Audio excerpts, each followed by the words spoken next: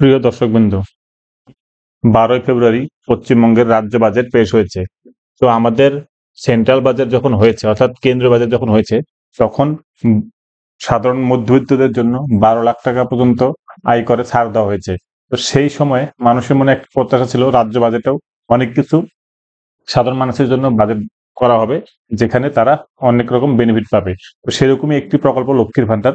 তো অনেকেই আশা করেছিল লক্ষ্মীর ভান্ডার প্রকল্পে টাকা বাড়ানো হবে, যেখানে বিরোধী দলনেতা শুভেন্দু অধিকারী বলেছিল লক্ষ্মীর ভান্ডার প্রকল্পে আরো 500 টাকা করে বাড়তে চলেছে। অর্থাৎ এখন যেহেতু জেনারেলটা পাচ্ছে 1000 টাকা, সেখানে 1500 টাকা হবে, এবং রিজার্ভ ক্যাটাগরি যারা আছে অর্থাৎ এসসি এসটি তারা পাবে 1700 টাকা।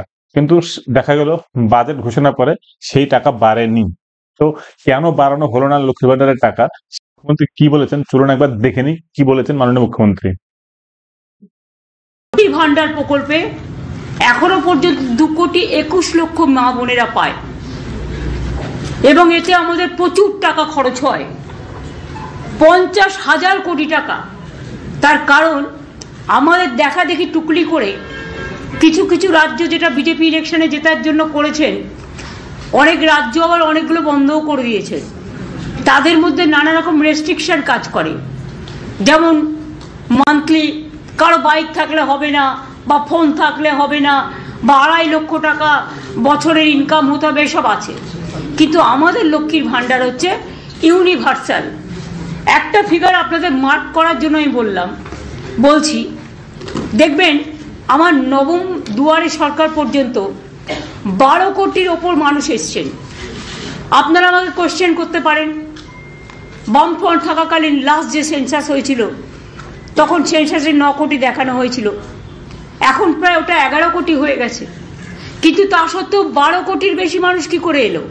তার কারণ একটা পরিবারের থেকে 3 জন মহিলাও কিন্তু লক্ষ্মীর ভান্ডার পায়। মনে রাখবেন, এটা ইউনিভার্সাল। একটা পরিবারের কেউ একজন কন্যাশ্রীও পাচ্ছে, লক্ষ্মীর ভান্ডারও পাচ্ছে, রূপশ্রীও পাচ্ছে, আবার যদি কেউ কিষাণ হয় কিষাণ ভাতাটাও পাচ্ছে। সুতরাং এরকম নানা রকম স্কিম আছে। মোট 94টা স্কিম আছে আমাদের, জন্ম থেকে মৃত্যু পর্যন্ত, যেখানে কোনোটাই ছাড়া হয়নি। এবং আমরা 125% পর্যন্ত দিয়েছিলাম বামফ্রন্ট সরকার চলে যাওয়ার পর। তারপরে আমরা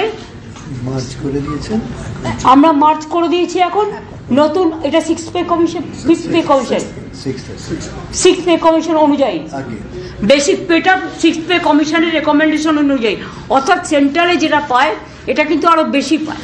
তার কারণ হচ্ছে পে কমিশন প্লাস ডিএ দুটো পায়।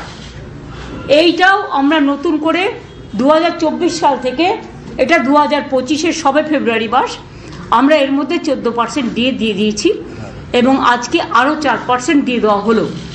এটা উপকৃত হবেন আমার সরকারি কর্মচারী থেকে শুরু করে, অসরকারি কর্মচারী থেকে শুরু করে, মানে যারা বিভিন্ন কাজে আছেন, শিক্ষক অশিক্ষক থেকে শুরু করে সবাই আর কি এর মধ্যে পাবেন আর কি। পেনশন হোল্ডার্স, তাদের প্রত্যেকেরই এটা লাভ হবে। একটা জিনিস আপনারা লক্ষ্য করেছেন, কন্যাশ্রী স্কিমে আমাদের স্কলারশিপ 3টে ফেজে দেওয়া হয়। একটা হচ্ছে স্কুলে, দ্বিতীয় পর্যায়ে হচ্ছে স্কুলে আবার 18 বছরের মধ্যে বিয়ে না করলে আরও 25,000 টাকা পায় এক্সট্রা তার ব্যাংক অ্যাকাউন্টে। দ্বিতীয়টা হচ্ছে কলেজে, এবং তৃতীয় ফেজ করা হয়েছে ইউনিভার্সিটিতে। এবং 1 কোটি মেয়েরা আমার প্রায় কন্যাশ্রী পাচ্ছেন। শিডিউল কাস্ট, শিডিউল ট্রাইব, তারা আমাদের পাচ্ছে শিক্ষাশ্রী।